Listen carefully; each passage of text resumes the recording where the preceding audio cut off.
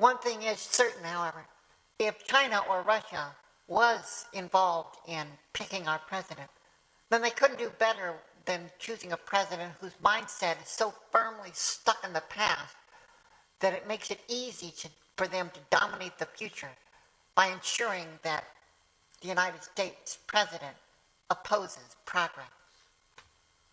I think we can do better.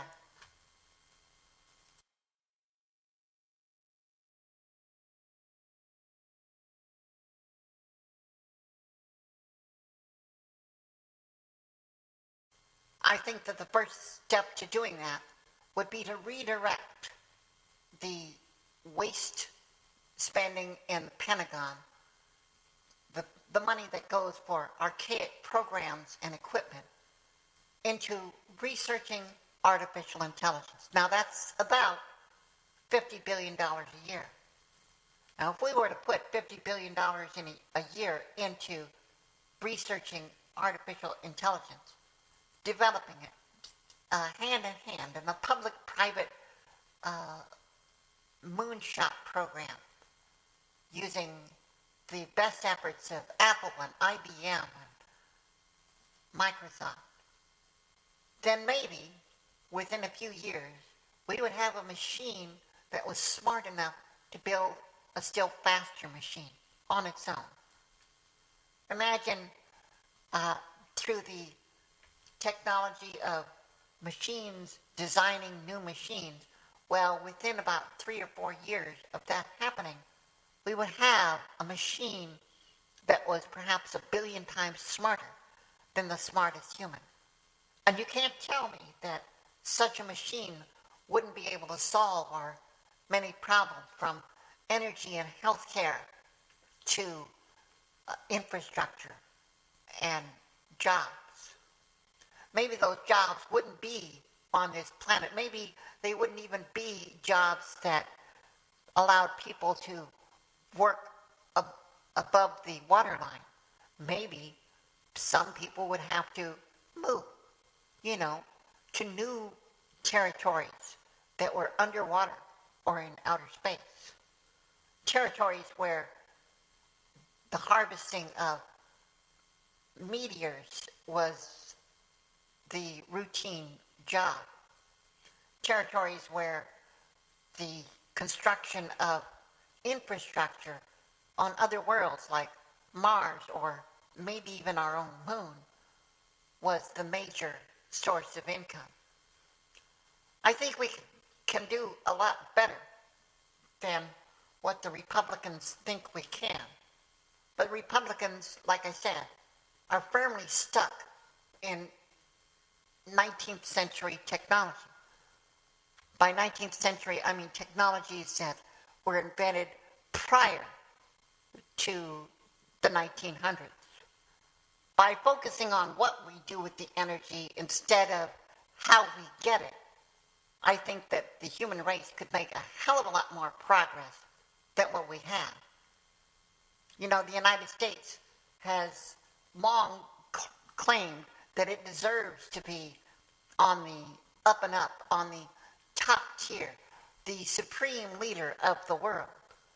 But there's no way we're ever going to maintain that kind of leadership, or so-called leadership, as long as we keep our heads stuck firmly in the sand and continue to support technologies that are over 100 years old. Coal, for example, was an energy source that was found in the 1700s. I think that there's been better technology that's been developed over the last, 300 years or so, don't you? I think that we can do better than oil.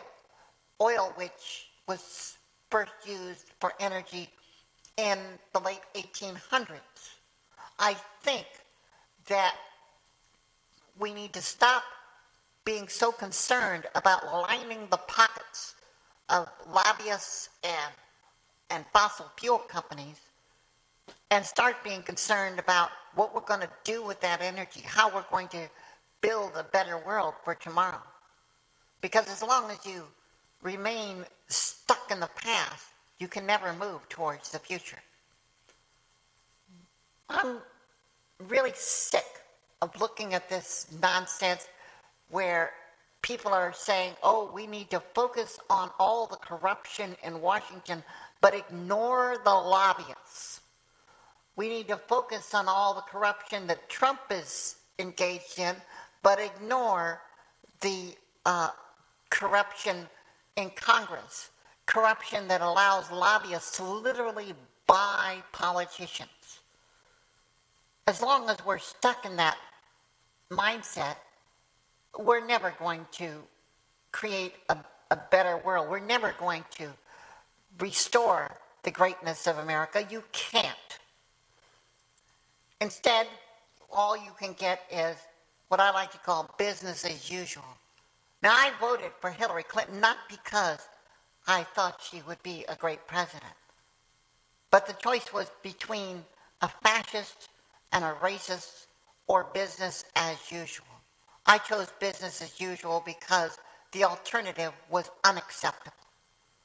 Well, the majority of the populace agreed with me. Donald Trump lost the election by 3 million votes. But Paul Manafort, a man who was openly working on behalf of a foreign government, was in charge of making sure that Trump would get all the electoral college votes that he needed. And he did a good job. The question isn't whether or not Trump is president. He is. The question is, how did he get to be president? And why is it that so many foreign governments were involved in helping make that decision? And was Paul Manafort a man who put his own profits before the best interests of the country? One thing we do know is that Paul Manafort lived a lavish lifestyle. I mean, let's face it, he bought some clothes that, to be brutally honest, I don't know anybody who would be caught dead in or want to be caught dead in. I mean, give me a break. Snakeskin jackets, ostrich skin jackets with a hood. I mean, how many people need this? Now, this man had his money coming from questionable sources, and the law seemed to protect him. Well, next month, he goes on trial for how he abused that law, how he worked on a presidential campaign while at the same time representing the interests of a foreign government. It's not whether or not Trump was personally involved. The fact is that he approved of using people like this. We now know at least a half a dozen people, including Mike Flynn, were not only working for foreign governments, but had been approved by Trump, and even after he knew, absolutely knew, that Michael Flynn had been working for a foreign government, what did he do? He said, well, stay on your job for another month as National Security Advisor with plenty of access to everything, and then you can resign, maybe, after you've had the chance to get more of America's secrets over to Russia or China or whoever the hell else was paying for him. Trump may not have been guilty of conspiracy to commit treason before he got into office, but the fact is that once he was in office, he did commit treason. That much, there's more than enough evidence for. If he did it beforehand, and it's looking increasingly like he did, then his vice president cannot take his place, because that's fruit of the poison tree. But while Republicans continue to look the other way in terms of corruption and malfeasance, the Democratic Party has voted to strip superdelegates of the ability to vote on the first ballot at a presidential nominating convention, unless, of course, a candidate already has such a huge delegate advantage from caucus and primary wins that he or she would win the nomination with or without superdelegate support.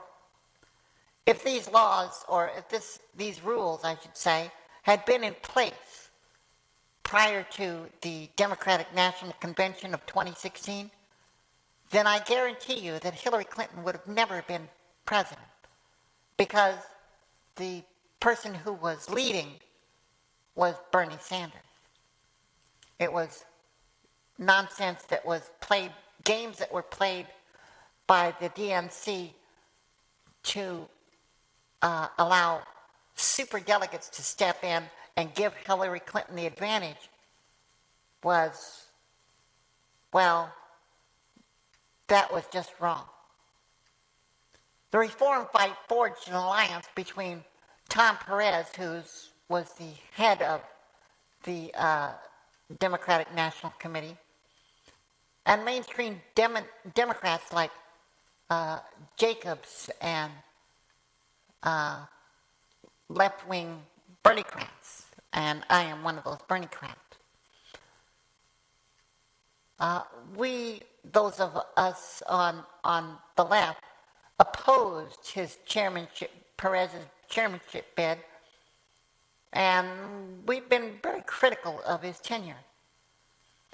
But in order to defeat the hardline obstruction of old guard DNC members, we've had to swallow our skepticism of Tom Perez and move on and give a little, because that's how politics is supposed to work. You give a little, you get a little. Well, that's not how it works with the Republican Party. In the Republican Party, they focus on one thing and one thing only. Whoever has the most money, they figure would make the best president. That's how Donald Trump got the nomination for president. Now, can we do better than these backwards systems? Absolutely, we can. But the first step is going to have to be that we get rid of the corruption in the system. And that starts by ending corporate personhood. Corporate personhood, of course, is the belief that, well, corporations should have the same rights as people, even though they're not people and cannot be sent to jail when they violate the law. I think I've mentioned before that government of, by, and for the people should not include the idea that all persons refers to artificial persons like corporations. Now, I'm in favor of changing the first section of the 14th Amendment so that it says literally that equal protection under the law extends not to corporations, but to all people, human beings, or better still, sentient beings. Because if we had the first section of the 14th Amendment say all sentient beings or all natural persons, either one would work, and either one would eliminate corporate personhood. And corporate personhood is the very foundation of Citizens United. So when we eliminate that, if we eliminate that, we can count on the first thing to go being corrupt lobbyists and corrupt politicians. And that's a good thing. I'm Jennifer Warren, and you've been listening to the Professional Dreamers podcast. I hope you'll tune in next week, same batty time, same wacky channel, and see what else I have to say. Until then, I'll wish you well, and I'm out of here. Bye-bye.